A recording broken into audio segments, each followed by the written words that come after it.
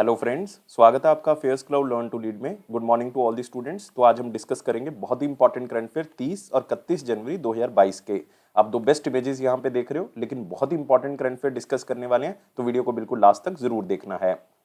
लेकिन उससे पहले आप हमारी एप्लीकेशन को डाउनलोड कर लें, करियर्स क्लाउड को।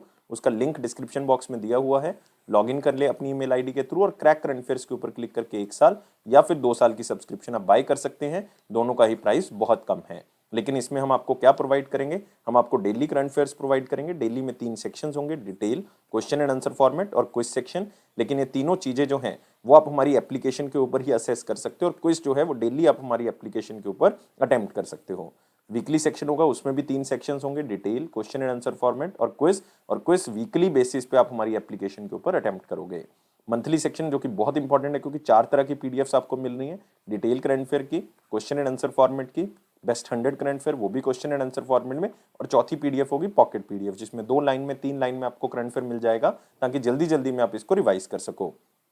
लेकिन आपकी परफॉर्मेंस को और अच्छा करने के लिए हम आपको 20 अलग अलग तरह की टॉपिक वाइज पीडीएफ दे रहे हैं, ताकि एक टॉपिक, 2 टॉपिक को अगर आप रिवाइज करना चाहते हैं तो आप टॉपिक वाइज पीडीएफ से कर सकते हैं। अगर आप बैंकिंग स्टूडेंट हैं तो हम आपको 3 सेक्शंस देंगे, जो कि सिर्फ बैंकिंग एंड इकोनॉमी से रिलेटेड होंगे। एक में डिटेल होगी, क्वेश्चन एंड आंसर फॉर्मेट होगा, क्विज होगा। क्विज आप हमारी एप्लीकेशन के ऊपर ही अटेम्प्ट कर सकते हो, लेकिन वो मंथली बेसिस पे अटेम्प्ट कर सकते हो। इसी तरह से आपको एक एग्जाम पीडीएफ मिलेगी, जिसमें जितना भी करंट अफेयर जा चुका है 2021 का, उसको रिवाइज करने के लिए आप इसका यूज कर सकते हो। आपको डिटेल में बजट और इकोनॉमिक सर्वे मिलेगा, और इसमें आपको एक्सपेक्टेड क्वेश्चन एंड आंसर भी बताए जाएंगे, जो बजट और इकोनॉमिक सर्वे से एग्जामिनर बना सकता है। और अगर आप किसी भी स्टेट एग्जाम की तैयारी कर रहे हैं तो हम आपको हर स्टेट का करंट अफेयर प्रोवाइड करेंगे, ताकि आपकी स्टेट परफॉर्मेंस इंप्रूव हो सके।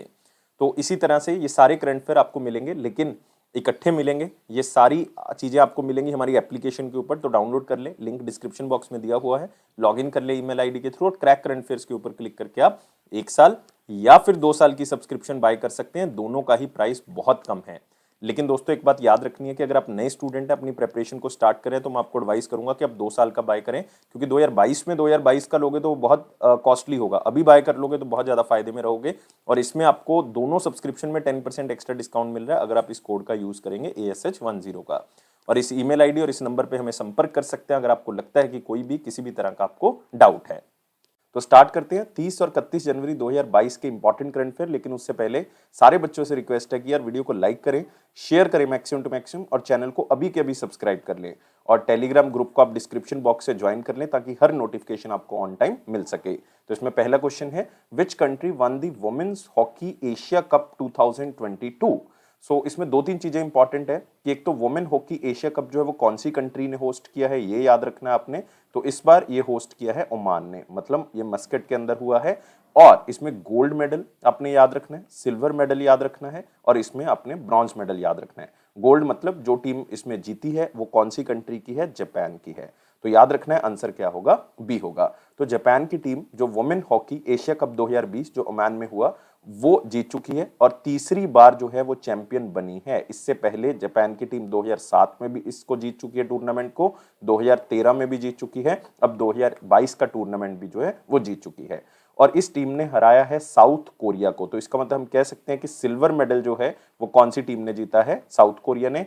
लेकिन इंडिया ने दोस्तों चाइना को हरा के ब्रॉन्ज मेडल जो है वो जीत लिया है। तो ये हमारे लिए उससे भी ज्यादा इंपॉर्टेंट हो जाता है कि इंडिया ने कौन सा मेडल जो है वो वुमेन हॉकी एशिया कप के अंदर जीता है। तो याद रखना है, जीती जापान की टीम है, सिल्वर मेडल साउथ कोरिया ने, और ब्रॉन्ज मेडल तीसरे नंबर पे जो है वो इंडिया है। और इंडिया ने अपने जो ब्रॉन्ज टाइटल के लिए चाइना को हराया है। तो आप यहां पे देख सकते हैं, women Asia cup hockey India beat China, और 2-0 से उनको हरा दिया, और ब्रॉन्ज मेडल जो है वो जीत लिया। तो आप यहाँ पे देख सकते हो कि ये टीम जो है वो किसके द्वारा कैप्टेंसी की गई थी? रानी रामपाल के द्वारा जो है वो कैप्टेंसी की गई थी। इंडिया ने ब्रॉन्ज मेडल जीत लिया चाइना को हरा के, और ये मैच रिसेंटली 28 जनवरी को खेला गया।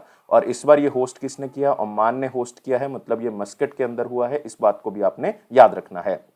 और इंडिया जो है वो इस चैंपियनशिप को 2 बार पहले जो है वो जीत चुका है। इंडिया जो है वो 2004 में और 2017 में इस चैंपियनशिप को जीत चुका है।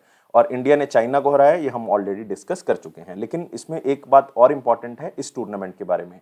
वुमेन हॉकी एशिया कप जो है वो आप कह सकते हो इस साल का 10th एडिशन था। आजकल इस तरह के क्वेश्चन जो बहुत पूछे जा रहे हैं कि कौन सा एडिशन था, या आप कह सकते हो जो मिस वर्ल्ड चुनी गई, मिस यूनिवर्स चुनी गई, वो कौन से एडिशन में चुनी गई, तो इस तरह के क्वेश्चन पूछे जाए। तो याद रखने 10th एडिशन था और ये quadrennial international women field hockey championship है जो कि किसके द्वारा ऑर्गेनाइज की जाती है, एशियन हॉकी फेडरेशन की तरफ से ऑर्गेनाइज की जाती है। अब इसमें टॉप 4 टीम्स कौन कौन सी हैं, इंडिया है, जापान है, साउथ कोरिया है और साथ में चाइना है। ये टीम जो है वो क्वालिफाई कर चुकी हैं हॉकी वर्ल्ड कप के लिए।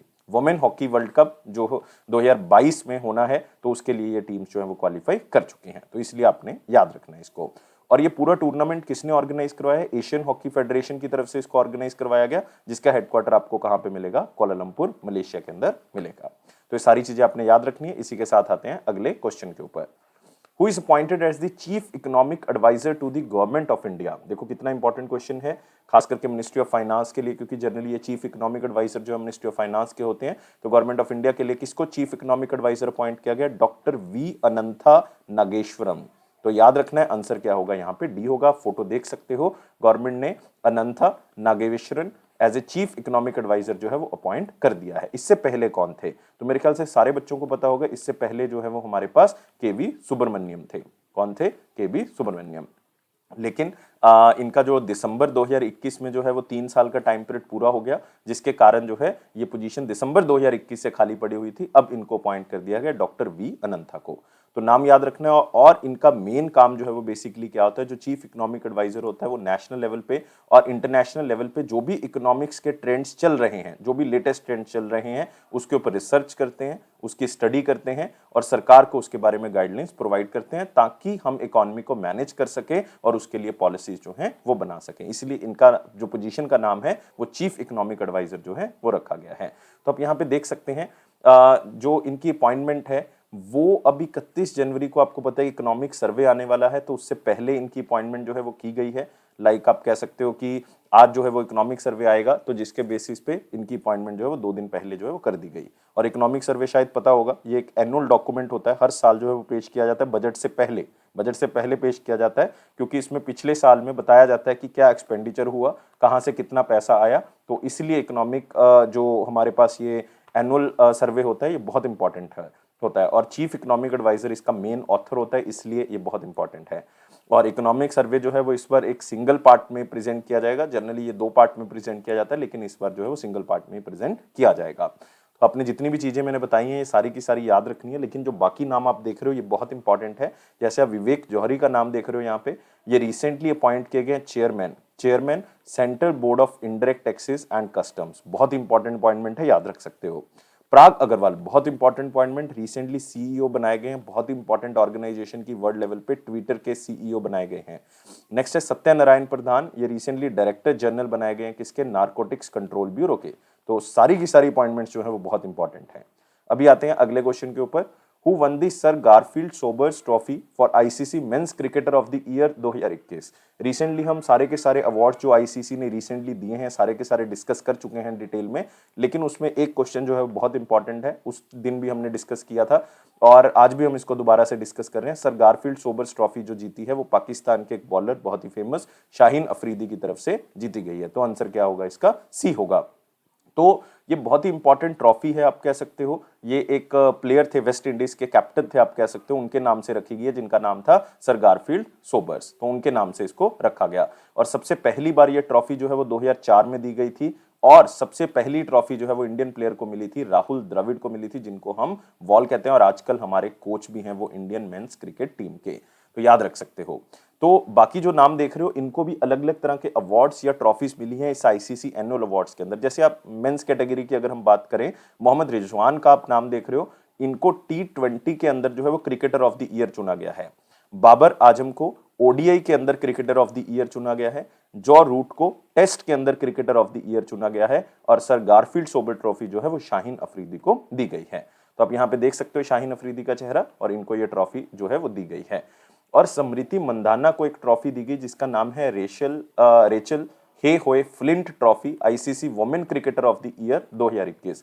ये भी अपने आप में बहुत इंपॉर्टेंट है क्योंकि ये women cricketer of the year के बेसिस पे दी जाती है। इसको 2006 में जो है वो स्टार्ट किया गया था और एक इंग्लिश वुमेन टेस्ट क्रिकेटर और एडमिनिस्ट्रेटर थी जिनका नाम था रेचल हेहोए फ्लिंट, उनके नाम से इसका नाम जो है वो रखा गया है। और ये सेकंड वुमेन क्रिकेटर बन गई हैं जिनको रेचल होए फ्लिंट ट्रॉफी जो है वो एक बार से ज्यादा मिल चुकी है, क्योंकि इससे पहले ऑस्ट्रेलिया की एक प्लेयर हैं जिनको ये ट्रॉफी 2 बार मिल चुकी है, जिनका नाम है एलाइस पेरी। तो ये भी आप थोड़ा सा अपने दिमाग में रख सकते हैं, और स्मृति मंदाना का नाम जो है वो आपके लिए बहुत ज्यादा इंपॉर्टेंट है। तो ऑलरेडी हम इस क्वेश्चन को पहले डिस्कस कर चुके थे, लेकिन अब स्पेशली एक अवार्ड के ऊपर फोकस किया है, sir Garfield Sobers trophy. Next आते हैं अब अगले क्वेश्चन के ऊपर। अगला क्वेश्चन है हमारे पास वेरी इंपॉर्टेंट क्वेश्चन सेक्शन के अंदर, लेकिन वीडियो को लाइक करें सबसे पहले, शेयर करें अभी के अभी अपने एक फ्रेंड को यार शेयर कर दो, चैनल को अभी के अभी सब्सक्राइब कर लो और टेलीग्राम ग्रुप को ज्वाइन कर लो ताकि ऑफिशियल नोटिफिकेशन आपको मिलती रहे। तो इसमें क्वेश्चन पहला क्या है, कौन से टाइगर रिजर्व को इंडिया से चुना गया है TX2 अवार्ड, क्योंकि उन्होंने टाइगर पॉपुलेशन को डबल कर दिया अगर हम 2010 के साथ कंपेयर करें। तो 2010 से लेके 2021 तक अब टाइगर पॉपुलेशन जो है वो उस टाइगर रिजर्व की डबल हो चुकी है, जबकि टारगेट जो है वो 2022 तक के हैं कि इसको हमने डबल करना है। और इनको ये TX2 का मतलब है T×2, मतलब टाइगर की पॉपुलेशन डबल कर दी, तो ये अवार्ड है। और ये अवार्ड जो है वो एक तो नेपाल के टाइगर रिजर्व को मिला है, एक इंडिया के टाइगर रिजर्व को मिला है, लेकिन आपको क्वेश्चन में इंडिया के टाइगर रिजर्व का पूछा गया, तो आंसर क्या होगा हमारे पास, सथ्यामंगलम टाइगर रिजर्व, जो कि कौन सी स्टेट में स्थित है, ये स्थित है दोस्तों तमिलनाडु के अंदर। तो आप यहाँ पे देख सकते हैं सथ्यामंगलम टाइगर रिजर्व जो है उसको T×2 या TX2 अवार्ड जो है वो मिला है।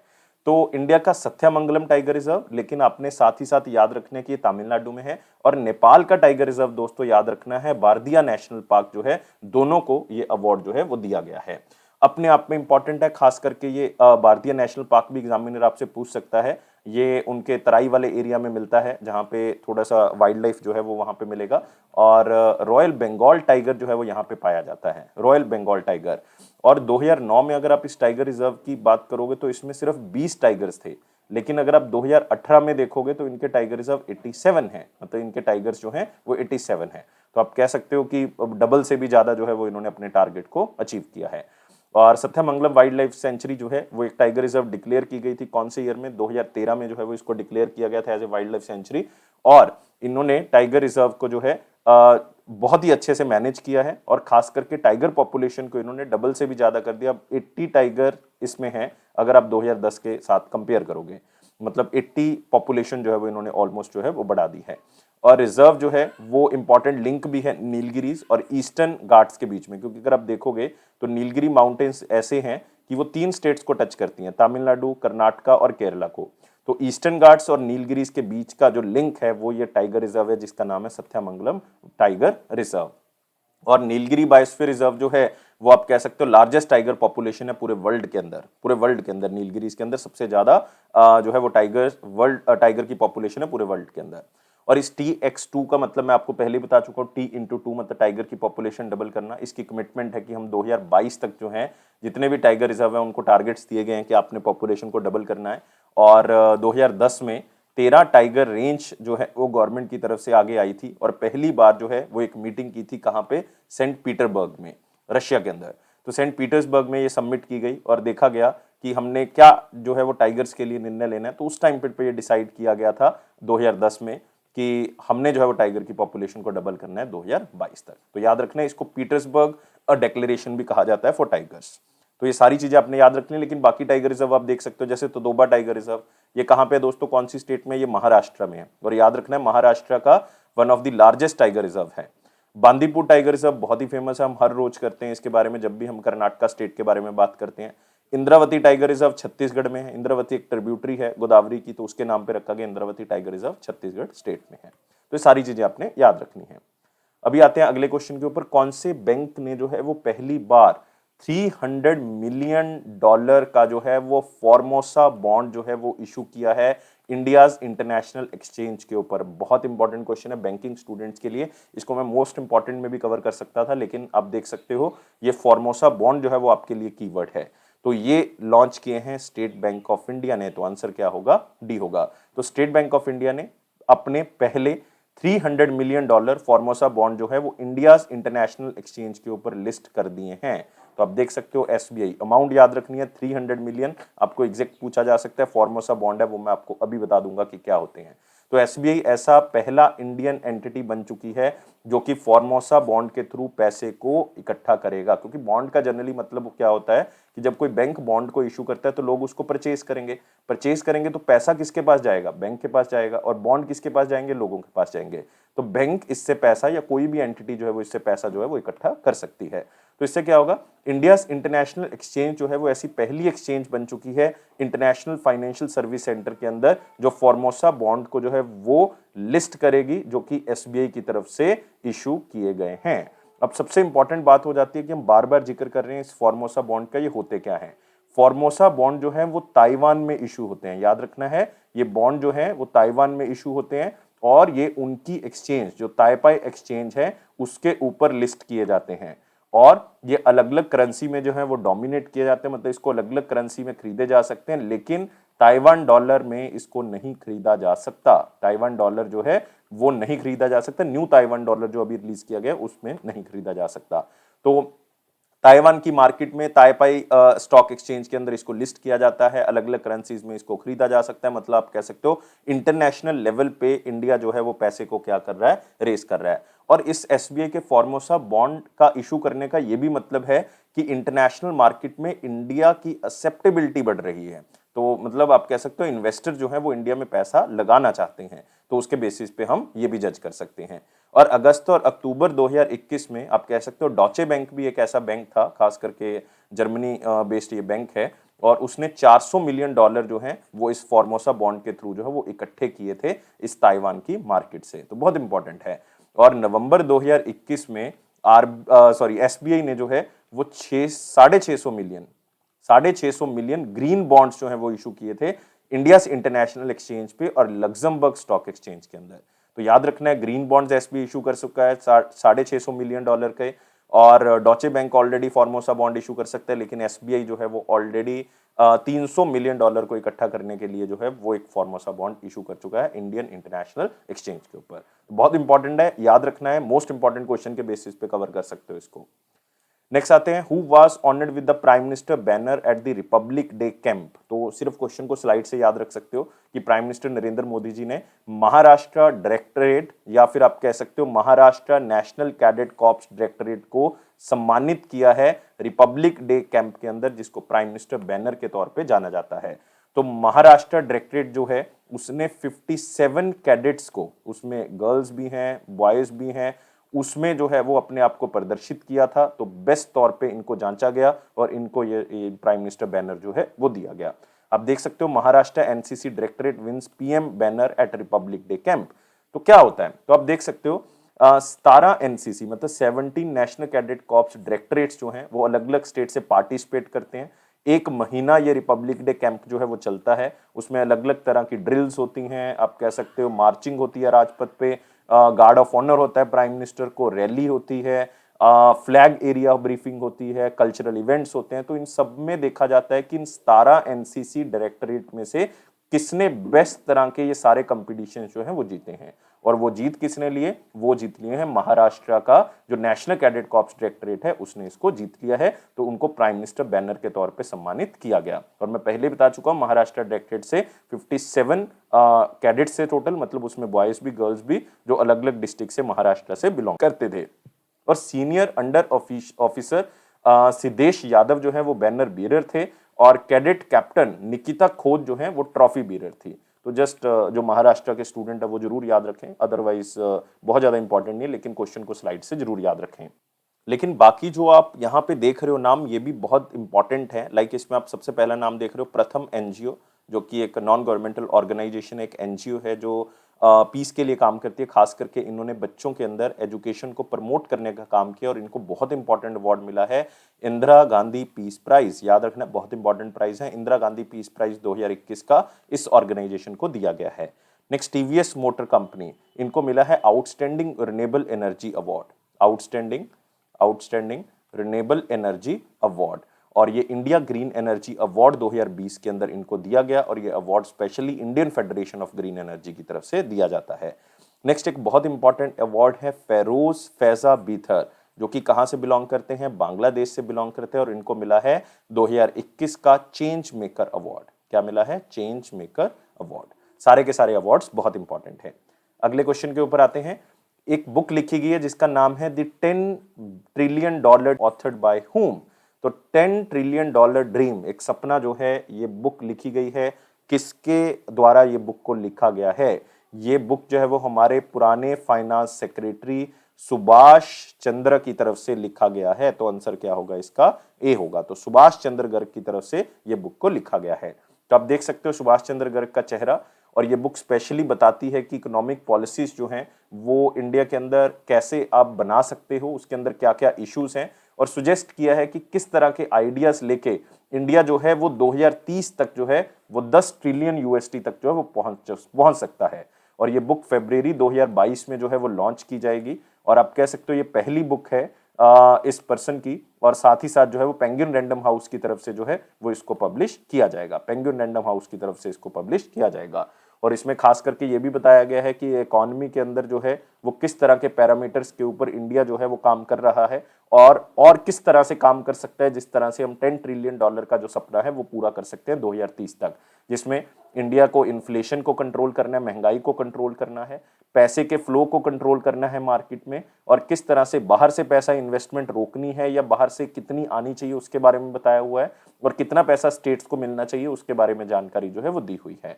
और इसने ये भी बताया है कि कौन कौन सी इकोनॉमिक पॉलिसीज के ऊपर इंडिया काम करेगा, जिसमें 2026-27 तक इंडिया जो है 5 ट्रिलियन डॉलर का टारगेट अचीव कर सकता है और 10 ट्रिलियन डॉलर का टारगेट अचीव कर सकता है 2035 तक।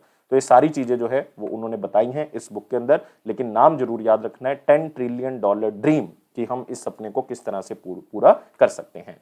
लेकिन सुभाष चंद्र जो कि फॉर्मर फाइनेंस सेक्रेटरी रह चुके हैं, इकोनॉमिक अफेयर सेक्रेटरी रह चुके हैं 2019 में सरकार के लिए, और आप कह सकते हो एक एग्जीक्यूटिव डायरेक्टर भी रह चुके हैं वर्ल्ड बैंक के अंदर। तो एक बहुत बड़ी पोजीशन के ऊपर अलग अलग तरह से ये काम कर चुके हैं। लेकिन बाकी जो नाम देख रहे हो बहुत इंपॉर्टेंट है, खास करके इकोनॉमिक्स के क्षेत्र में। आप शंकर आचार्य का नाम देख रहे हो। शंकर आचार्य, इन्होंने एक बुक लिखी थी एन इकोनॉमिस्ट एट होम, याद रखना है एन इकोनॉमिस्ट एट होम, और पूरी बुक का नाम है an economist at home and abroad. तो ये याद रखना है, बहुत ही इंपॉर्टेंट है। ये पर्सनल जर्नी शंकर आचार्य की। अरुंधति भट्टाचार्य, फॉर्मर चेयरमैन और first women chairperson of SBI, आप कह सकते हो, इन्होंने बुक लिखी है इंडोमिटेबल। ये क्वेश्चन आपको आएगा 100%, ये क्वेश्चन आपको पूछा जाएगा। Indomitable working women notes on life, work and leadership, इसमें अरुंधति भट्टाचार्य ने अपने बारे में बताया हुआ है। डॉक्टर अजय कुमार जो कि डिफेंस सेक्रेटरी हैं, इन्होंने बुक लिखी है फोर्स इन स्टेटक्राफ्ट। तो सारी की सारी बुक्स जो है वो बहुत इंपॉर्टेंट है, सारे के सारे ऑथर बहुत इंपॉर्टेंट है, तो इसलिए जरूर आपने याद रखना है। नेक्स्ट आते हैं, central government will convert dash villages into village of excellence. कितने गांव को विलेज ऑफ एक्सीलेंस में कन्वर्ट किया जाएगा, लेकिन कौन सी कंट्री की हेल्प लेके, ये आपने मुझे बताना है। तो इसमें दो क्वेश्चन है बेसिकली, आप कह सकते हो। विलेज ऑफ एक्सीलेंस जो है मतलब उनको बहुत ही अच्छे तरीके से जो है वो कन्वर्ट किया जाएगा, नई टेक्नोलॉजी के थ्रू अटैच किया जाएगा, सेंटर ऑफ एक्सीलेंस के साथ अटैच किया जाएगा ताकि नई टेक्नोलॉजी बन सके। और टोटल हम कह सकते हैं कि 150 गांव को इजराइल की टेक्निकल असिस्टेंस के थ्रू जो है वो डेवलप किया जाएगा एज विलेज ऑफ एक्सीलेंस। तो इंडिया के 150 विलेजेस को विलेज ऑफ एक्सीलेंस के तौर पे डेवलप किया जाएगा इजराइल की टेक्निकल मदद लेके। तो आप कह सकते हो कि 150 विलेजेस में से आधे 75 विलेजेस जो है पहले फेज में जो है वो लिए जाएंगे, ताकि 75th year of Indian independence जो हम 2022 में सेलिब्रेट कर रहे हैं उसको भी हम साथ में लेके जा सकें। और इजराइल गवर्नमेंट ऑलरेडी जो है वो 29 सेंटर ऑफ एक्सीलेंस जो है वो 12 स्टेट्स में बना चुकी है, ऑलरेडी बना चुकी है। अब जो है वो अलग अलग स्टेट्स में और बनाए जाएंगे, जिसमें आप कह सकते हो इन सेंटर ऑफ एक्सीलेंस के अंदर 25 मिलियन वेजिटेबल प्लांट्स, जो कि 3,87,000 मतलब 3,87,000 क्वालिटी फ्रूट प्लांट्स और 1.2 लाख फार्मर्स को ट्रेन कर चुके हैं। मतलब सेंटर ऑफ एक्सीलेंस का काम क्या है, अलग अलग तरह की वेजिटेबल और फ्रूट्स वैरायटी और साथ ही फार्मर्स को ट्रेनिंग, ये दोनों चीजें प्रोवाइड की जाती हैं ताकि एग्रीकल्चर क्षेत्र को और बढ़ाया जा सके। तो इसी के थ्रू हम जो है वो विलेज ऑफ एक्सीलेंस जो है वो डेवलप कर रहे हैं। और रिसेंटली हमने क्वेश्चन कवर किया था कि एक लोगो रिलीज किया गया था, जिसमें आप कह सकते हो स्टार ऑफ डेविड जो है वो इजराइल के मैप को प्रदर्शित करता है, और खास करके हमारा जो है अशोक चक्र वो हमारे जो है झंडे को रिप्रेजेंट करता है। तो वो हमारा 30 साल का जो रिलेशन है डिप्लोमेटिक, उसके बेसिस पे इंडिया और इजराइल ने जो है वो एक लोगो भी रिसेंटली रिलीज किया है। तो इसको भी आपने थोड़ा सा याद रखना है। इसी के साथ आते हैं अगले क्वेश्चन के ऊपर, कौन सी कंपनी ने हमारी फिकी के साथ, मतलब federation of Indian commerce and industry, Indian chambers of commerce and industry के साथ टाई अप किया है, ताकि जो वुमेन छोटे बिजनेस चला रही हैं उनको सपोर्ट की जा सके, खासतौर पे फाइनेंशियली या फिर आप कह सकते हो लीडरशिप के बेसिस पे, या डिजिटल टूल्स प्रोवाइड करने में हर तरह की सहायता जो प्रोवाइड की जाएगी। और ये कंपनी है फेसबुक, मतलब मैं बात कर रहा हूं किसकी, मेटा की। तो आंसर यहाँ पे क्या होगा, बी होगा। तो मेटा, जिसको आप फेसबुक कहते हैं, तो उन्होंने फिकी के साथ टाई अप किया है ताकि 5 लाख जो वुमेन लेड स्मॉल बिजनेसेस हैं उनको हम जो है वो क्या प्रोवाइड कर सकें, सहायता प्रोवाइड कर सकें, ताकि वो अपना दायित्व या आप कह सकते हो कि अपना जो रोल है सोसाइटी के अंदर वो और आगे बढ़ा सकें। तो आप कह सकते हो कि इन्होंने एक प्रोग्राम चलाया था, शी मीन्स बिजनेस प्रोग्राम। तो उसके तहत मेटा या फेसबुक जो है वो इसको आगे लेके जाएगा। और मेटा का जो है वो पहला national women entrepreneurship summit 2022 recently किया गया। उसके बेसिस के अंदर इसको अनाउंसमेंट किया गया कि हम जो है वो 5 लाख वुमेन को जो है वो ट्रेनिंग प्रोवाइड करेंगे। और इस पार्टनरशिप के अंदर मेटा जो है वो 3 तरह के इनिशिएटिव जो लॉन्च करेगा, एक फेसबुक बिजनेस कोच, एक grow your business hub and Meta commerce partner programme. तो फेसबुक की सहायता से या मेटा की हेल्प से आप किस तरह से जो है वो अपने बिजनेस को आगे लेके जा सकते हो। तो 5 लाख वुमेन को ट्रेन करने का इसमें जो है वो लक्ष्य रखा गया है। और इस पार्टनरशिप के तहत जो है वो फाइनेंशियल सपोर्ट तो की ही जाएगी, साथ में डिजिटल टूल्स प्रोवाइड किए जाएंगे, प्रोग्राम और रिसोर्सेज जो है वो प्रोवाइड किए जाएंगे, जो कि मेन इश्यूज हैं, जो कि वुमेन खासतौर से जो एंटरप्रेन्योर्स हैं, जो छोटे छोटे बिजनेसेस चलाती हैं, उनको अलग अलग तरह से प्रॉब्लम आ रही है। और मेटा का ऑलरेडी कमिटमेंट है कि हम 1 करोड़ स्मॉल बिजनेसेस को अगले 3 साल के अंदर जो है वो बेहतर बनाने का काम करेंगे। तो यही लक्ष्य के साथ जो है वो मेटा इस के अंदर जो है 5 लाख वुमेन को ट्रेन करने का काम करेगा। लेकिन इसमें सबसे इंपॉर्टेंट ऑर्गेनाइजेशन आपके लिए फिकी, federation of Indian chambers of commerce and industry. 1927 में इस ऑर्गेनाइजेशन की स्थापना की गई थी। और इसके प्रेसिडेंट आजकल कौन है, संजीव मेहता। कल भी हमने इनकी अपॉइंटमेंट को डिस्कस किया था, संजीव मेहता। और इसका हेडक्वार्टर कहाँ पे है, न्यू दिल्ली। इसी के साथ आते हैं अगले क्वेश्चन के ऊपर। ये पिक्चर से आप करोगे और क्वेश्चन है INPA, इसका मतलब है Indian navy placement agency. Indian navy placement agency ने एक MOU साइन किया है IIFL के साथ, मतलब इंडिया इन्फोलाइन लिमिटेड के साथ, जो कि एक होम फाइनेंस लिमिटेड कंपनी है, ताकि वो नेवी वेटरन्स, चाहे वो रिटायर्ड हैं, चाहे आप कह सकते हो कि पेंशन लेते हैं, या फिर बहुत ही वेटरन है, लाइक उन्होंने बहुत ही एक बहादुरी का काम किया, तो उनको दोबारा से रिक्रूट करने का काम जो है ये दोनों मिलके करेंगे। तो MOU के अंदर जो है वो INPA जो है, इंडियन नेवी प्लेसमेंट एजेंसी जो है, वो एक्स सर्विसमैन या डिपेंडेंट कैंडिडेट्स को जो है वो IIFL होम फाइनेंस लिमिटेड के अंदर जो है वो रिक्रूटमेंट प्रोवाइड करेगा। मतलब उनको अपॉर्चुनिटी देगा कि आप जो है वो हमारे साथ मिलके जो है वो काम कर सकते हो। तो आप कह सकते हो IIFL जो होम फाइनेंस लिमिटेड है, ये दूसरे इंडिविजुअल्स को अपॉर्चुनिटी दे रहा है उनकी क्वालिफिकेशन के बेसिस पे, एक्सपीरियंस के बेसिस पे, कि आप जो है वो रिटायरमेंट के बाद भी काम कर सकते हो। तो मेन काम यही है कि सेकंड करियर अपॉर्चुनिटी दे रहे हैं आपको, जो रिटायर्ड इंडियन नेवी पर्सोनल है, ताकि आप प्राइवेट सेक्टर के अंदर भी काम जो है वो कर सको।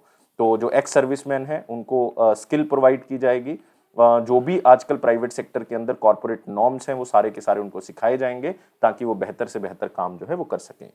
तो इसलिए आपने सिंपल इस क्वेश्चन को जो है इस पिक्चर से याद रखना है। इसी के साथ आते हैं अगले सेक्शन के ऊपर, जो कि हमारा इंपॉर्टेंट क्वेश्चन सेक्शन। लेकिन वीडियो को लाइक करें, शेयर करें मैक्सिमम टू मैक्सिमम, और चैनल को सब्सक्राइब कर लें अभी के अभी, और टेलीग्राम ग्रुप को ज्वाइन कर लें डिस्क्रिप्शन बॉक्स लिंक से। क्वेश्चन क्या है, who represented India in second Asian digital ministers meeting.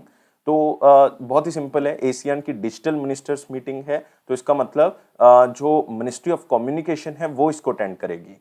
और मिनिस्टर ऑफ कम्युनिकेशन के बेसिस पे देखोगे, मिनिस्टर ऑफ स्टेट हमारे पास हैं देवुसिंह चौहान, तो उन्होंने इंडिया को रिप्रेजेंट किया है इस second Asian digital ministers meeting के अंदर। तो आप देख सकते हो यहाँ पे देवुसिंह चौहान जी जो इस मीटिंग को यहाँ पे अटेंड कर रहे हैं।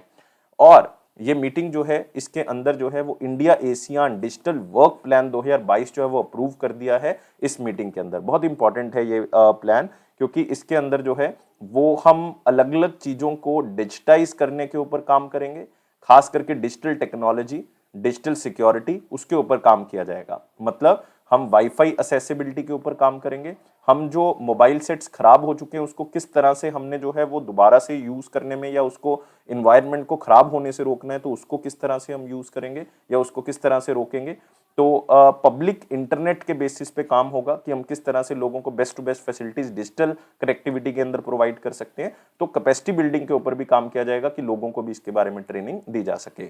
और इसके अंदर जो है अलग अलग नेशंस जितने भी हैं, लाइक 10 जो हैं वो एशियन कंट्रीज हैं, प्लस कुछ डायलॉग पार्टनर्स हैं, प्लस इंडिया है ही उसमें डायलॉग पार्टनर्स में, क्योंकि इंडिया एशियन का मेंबर नहीं है। तो इस तरह से इन कंट्रीज ने डिस्कस किया है कि डिजिटल कॉपरेशन जो है वो किस तरह से हम जो है वो आगे बढ़ा सकते हैं, और डिजिटल इंक्लूजन जो है वो किस तरह से कर सकते हैं, मैक्सिमम टू मैक्सिमम लोग किस तरह से कनेक्ट जो है वो कर सकते हैं। तो ये तो आपको पता ही है कि 10 एशियन कंट्रीज हैं हमारे पास, प्लस कुछ डायलॉग पार्टनर्स हैं। डायलॉग पार्टनर्स में जैसे आप देखोगे Australia, Canada, India, China, European union, Japan, Republic of Korea, New Zealand, US, UK, तो बहुत सारी कंट्रीज हैं डायलॉग पार्टनर्स के अंदर। लेकिन 10 एशियन कंट्रीज हैं, ये याद रखना है। Association of south east Asian Nations की 10 कंट्रीज मेंबर हैं। और याद रखना है कि एशियन की जो फर्स्ट मीटिंग है वो इंडोनेशिया में हुई थी। इंडोनेशिया में हुई थी, बाली में हुई थी 1976 के अंदर। और इसका हेडक्वार्टर कहाँ पे है एशियन का? जकार्ता के अंदर है। और याद रखना है 8 अगस्त को इसकी स्थापना की गई थी, इसलिए 8 अगस्त को एशियन डे जो है वो सेलिब्रेट किया जाता है। और आपने इसमें और कुछ भी याद नहीं रखना, जितनी भी चीजें मैंने बताई हैं बस उतना ही आपने इसके ऊपर फोकस करना है। और एशियन का फोकस क्या है? वन मोटो, वन आइडेंटिटी और वन कम्युनिटी, उसके ऊपर जो है वो फोकस किया गया है। नेक्स्ट आते हैं, अगला क्वेश्चन पिक्चर से करोगे। 2 species of fungi associated with basal stem rot found. तो 2 नई स्पीशीज जो है वो फंजाई की मिली हैं। आप कह सकते हो कि फंगस की 2 स्पीशीज जो है वो मिली हैं, और वो कौन सी हैं? एक तो हमारे पास है जेनोडर्मा कैरलनीज, और एक हमारे पास है जी स्यूडो एप्लांटम। दोनों को जो है वो केरला के रिसर्चर्स ने ढूंढा है। तो सिर्फ आप एक बार नाम जरूर पढ़ लें, ताकि एग्जामिनर अगर आपको पूछें कि किसकी स्पीशीज हैं ये, तो आप बता सकते हो कि किसकी स्पीशीज हैं। और आपने याद रखना है कि जो फंजाई की स्टडी है उसको क्या कहा जाता है? माइकोलॉजी कहा जाता है। याद रखना है, माइकोलॉजी कहा जाता है। और जो एल्गी की स्टडी है, जो काई की स्टडी है, उसको क्या कहा जाता है? फाइकोलॉजी कहा जाता है। तो इसमें कंफ्यूजन हो जाता है, और ये क्वेश्चन बहुत बार जो है वो खास करके एसएससी और बैंकिंग स्टूडेंट्स के लिए पूछा जाता है, तो इसलिए इसको याद रखना है। नेक्स्ट आते हैं वन लाइनर इंपॉर्टेंट पॉइंट, जिसमें पहला है कि union minister of chemicals and fertilisers जो मनसुख मंडाविया जी हैं, उन्होंने जो है वो एक रिसर्च पोर्टल लॉन्च किया है। कौन से इंस्टीट्यूशन का? नाइपर का। तो सबसे पहले आपको पता होना चाहिए नाइपर का मतलब है national Institute for Pharmaceutical Education and research. National Institute for Pharmaceutical Education and research. तो इसका नया पोर्टल जो है वो रिसर्च पोर्टल रिलीज किया गया है। तो इसका मेन मकसद यही है कि इंफॉर्मेशन जो है वो नाइपर रिसर्च एक्टिविटीज की जो है वो लोगों तक पहुंचे, और एक डोमेन में रहें, एक पब्लिक प्लेस पे रहें, ताकि लोगों को इसके बारे में जानकारी मिल सके। और डिपार्टमेंट ऑफ फार्मास्यूटिकल जो है वो रिसर्च पोर्टल को क्रिएट करता है, और साथ ही साथ रिसर्च एक्टिविटीज को एक ही जगह पे रखने के लिए इस रिसर्च पोर्टल की शुरुआत जो है वो की गई है। टोटल 7 जो है वो हमारे पास National Institute for Pharmaceutical Education and Research है। 6 और खोलने का जो है वो प्रस्ताव इसमें रखा गया है मनसुख मंडाविया जी की तरफ से। और याद रखना है, इंडिया 3rd लार्जेस्ट मैन्युफैक्चरर है पूरे वर्ल्ड के अंदर फार्मास्यूटिकल मैन्युफैक्चरिंग के अंदर। और मिनिस्ट्री ऑफ केमिकल आती है हमारे पास मनसुख मंडाविया जी के पास। मनसुख मंडाविया जी की कॉन्स्टिट्यूएंसी राज्यसभा से आती है, ये आते हैं गुजरात से। नेक्स्ट हमारे पास है security printing and minting corporation of India limited setup new bank note printing lines eight currency note press Nashik and साथ ही साथ आप कह सकते हो बैंक नोट प्रेस देवास। तो जो security printing and minting corporation India limited, आपको पता है कि ये सरकार की तरफ से ओन्ड है, एक मिनी रत्ना कंपनी है जो कि नोट को बनाती है। तो उसमें कुछ प्रिंटिंग लाइंस में सुधार किया गया। ये एक नॉर्मल डेवलपमेंट है, जो कि हर बार जो है वो हम नोट्स के अंदर कुछ सिक्योरिटी को इंप्रूव करने के लिए, मॉडर्नाइजेशन करने के लिए हम ये करते रहते हैं। तो एक तो उनकी जो नासिक में प्रेस है, और एक देवास में जो कि मध्य प्रदेश में एक प्रेस है, तो उसके अंदर इन्होंने किया है। लेकिन बहुत ज्यादा इंपॉर्टेंट नहीं, सिर्फ लाइन को पढ़ लें। और security printing and minting corporation India limited के बारे में याद रखना है कि इसके जो चेयरमैन और मैनेजिंग डायरेक्टर है वो तृप्ति पत्रा हैं। तृप्ति पत्रा घोष पूरा नाम है इनका, और इनका हेडक्वार्टर कहां पे है? न्यू दिल्ली। नेक्स्ट आते हैं, प्राइम मिनिस्टर मोदी जी ने वर्चुअली लॉन्च किया पंडित जसराज कल्चरल फाउंडेशन। तो 28 जनवरी को इसका उद्घाटन किया गया प्राइम मिनिस्टर नरेंद्र मोदी जी की तरफ से। और ये फाउंडेशन जो है वो इंडिया का रिच हेरिटेज जो आर्ट एंड कल्चर के अंदर है उसको प्रिजर्व करने के लिए किया गया है। और मोदी जी ने स्पेशली बताया कि योगा की तरह ही जो इंडियन म्यूजिक है उसकी इतनी ज्यादा कैपेसिटी है कि वो हमें अंदर से जो है वो हील कर देती है, हमारे माइंड को जो है वो फ्रेश कर देती है, हम एक नई सोच के साथ जो है वो आगे बढ़ सकते हैं। और पंडित जसराज जी जो कि पद्म अवार्डी थे, और साथ ही साथ बहुत ही फेमस क्लासिकल वोकलिस्ट और ये कौन से घराने से बिलोंग करते थे? मेवाती घराने से बिलोंग करते थे, याद रखना है। नेक्स्ट, पार्लियामेंट ने डिजिटल संसद एप्लीकेशन लॉन्च कर दी है ताकि लाइव प्रोसीडिंग पार्लियामेंट की जो एप्लीकेशन के ऊपर ही देख सकें। इसमें एक सबसे इंपॉर्टेंट बात है कि ये इनिशिएटिव किसका था? ये जो हमारे लोकसभा के स्पीकर है ओम बिरला जी, उनका इनिशिएटिव था कि एक ऐसी एप्लीकेशन होनी चाहिए जो लोग जो हैं वो उसको अपने मोबाइल से असेस कर सकें। तो और साथ ही साथ जो पार्लियामेंट्रियन जो मेंबर ऑफ पार्लियामेंट है वो अपनी अटेंडेंस वहां पे दे सकते हैं, नोटिस देख सकते हैं, क्वेश्चंस देख सकते हैं जो शॉर्ट क्वेश्चन या क्वेश्चन आवर के अंदर पूछे जाने वाले हैं। तो ये सारी चीजें इसमें देखी जा सकती है। तो एक सिंपल सा क्वेश्चन है।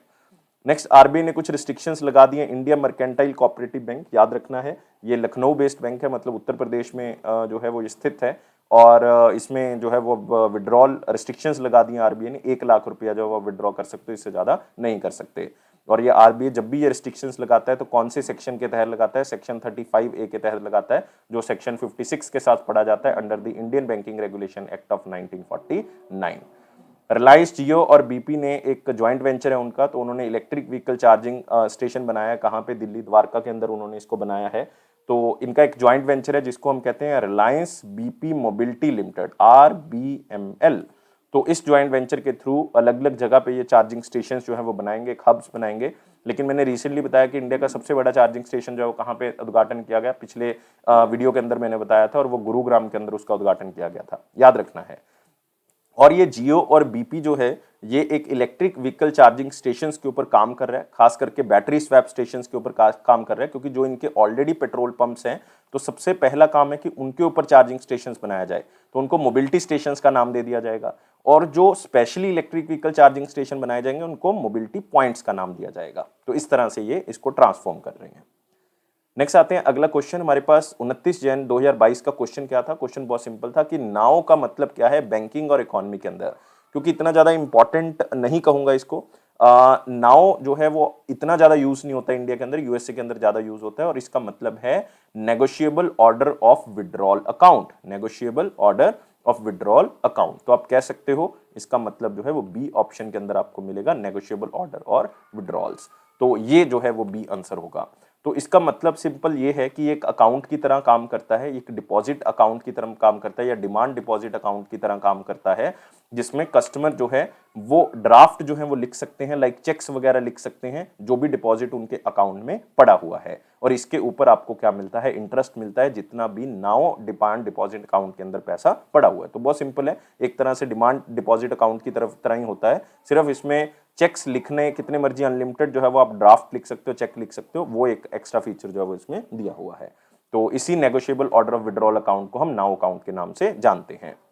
नेक्स्ट आते हैं क्वेश्चन ऑफ द डे के ऊपर। क्वेश्चन ऑफ द डे है the world local bank is the slogan of. ये स्लोगन कौन से बैंक है आपने मुझे कमेंट बॉक्स के अंदर बताना है, ध्यान से बैंक्स को पढ़ लेना है। मैं आपके आंसर का वेट करूंगा, लेकिन वीडियो को लाइक करना है, शेयर करना है मैक्सिमम टू मैक्सिमम, और चैनल को सब्सक्राइब कर दें, और टेलीग्राम ग्रुप को आप डिस्क्रिप्शन बॉक्स से ज्वाइन कर ले, और बेल बटन को प्रेस कर दें ताकि ऑफिशियल नोटिफिकेशन आपको मिल सके। मैं उम्मीद करूंगा कि आपका जो जनरल अवेयरनेस सेक्शन है वो जरूर इंप्रूव हो रहा होगा। आप 1 महीना लगातार वीडियो को देख के देखें, आपका सेक्शन जो है वो जरूर इंप्रूव होगा, ये मेरा आपसे प्रॉमिस है। और इसी तरह से हमें सपोर्ट करते रहें, और 2 लाख सब्सक्राइबर्स के लिए सबको बहुत बहुत शुक्रिया। और दोस्तों, लाइफ को बहुत ज्यादा सीरियस नहीं लोगे, हमेशा खुश रहोगे स्माइली की तरह। Thank you guys, take care and bye bye.